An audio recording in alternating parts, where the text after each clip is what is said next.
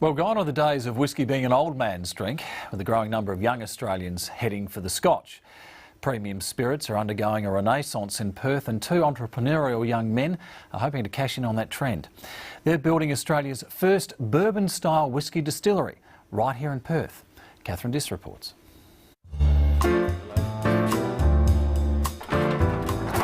All right, you may turn this pump on. We're about half full now. And you're getting a really great smell of the caramel from the oak starting to come out. This old East Perth warehouse is undergoing a transformation. Once this is full, this will age and be the value to us of around $25,000. It's slowly turning into Perth's first whisky distillery and Australia's first distillery dedicated to producing whisky based on American bourbon. Alastair Mallock and Jimmy McEwen are the two local lads behind this grand plan.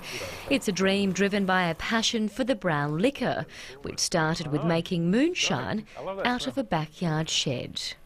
I'd been making whisky with my brother-in-law Jimmy for a while, and we decided to set up the business and go from there. So there seemed to be great market growth, lots of interest, and our own passion motivated us. But this story goes beyond their friendship. Its history dates back to World War II. When I was flatting in Scarborough when I was young, I was going to university, I was normally pretty poor. We would make our own beer, and there's an old gentleman across the road who used to make a bit of moonshine, and so he took us under his wing and showed us a bit of how it was made. So I guess the passion started there. That old gentleman flew Lancaster planes during the Second World War and was given his prized moonshine whisky recipe by an American pilot. This really kind of tells the history behind, I guess, some of our motivation here. So this was Vic, who I used to make some with when I was younger. Despite the two war vets being separated by oceans and time, the recipe has lived on. We use that same recipe today, that same ratio, but obviously we now do it on a commercial scale, whereas before it was in a hobby scale. Alastair and Jimmy knew their young age and lack of experience was going to hold them back, so they set out to recruit experienced distillers in the US and Scotland, and even managed to track down a relative of the American pilot. We didn't have the kind of commercial production experience that was needed. So when we decided to go for this, and take it to the next step, start a business, we went to America and we spent some time with Tom Cooper at his distillery in Colorado. And then we went to spend some time with Frank in Scotland and spent some time with him at a distillery that he was working at in Campbelltown. Their decision to have a crack at producing whisky in Perth wasn't made on a whim.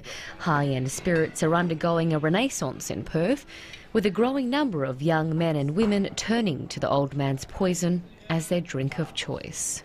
There is a real buzz about it at the moment, and there seems to be a lot of people rediscovering it and discovering it for the first time, I guess.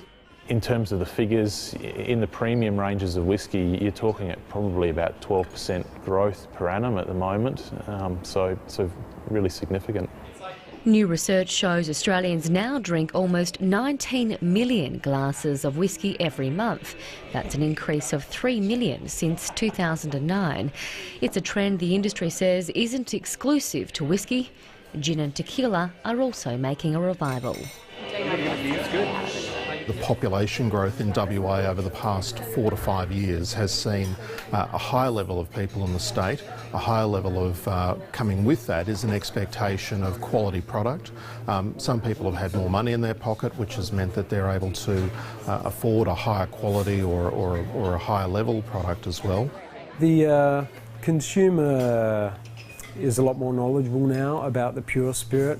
Gone are the days of a lot of the mixed drinks, the fluffy sort of style cocktails and whatnot. I think the consumer is more discerning, more travelled. Our changing taste buds are shaking up Perth's bar scene, with an increasing number of venues offering the top shelf spirit experience.